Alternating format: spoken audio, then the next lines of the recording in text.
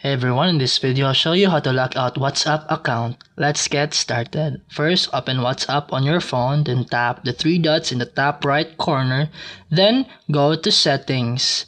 Now tap on your profile, name, or account at the top. This is where you can manage your personal info, backups, and account access. Unlike other apps, WhatsApp doesn't have a direct logout button. So to log out, go to your phone settings, app, then WhatsApp.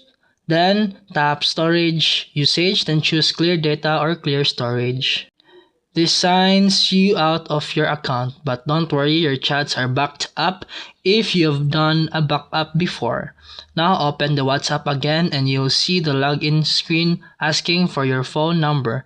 That means you're successfully logged out of your WhatsApp account. And that's it for today's video. If you found this helpful, please like and subscribe for more videos. See you in the next one.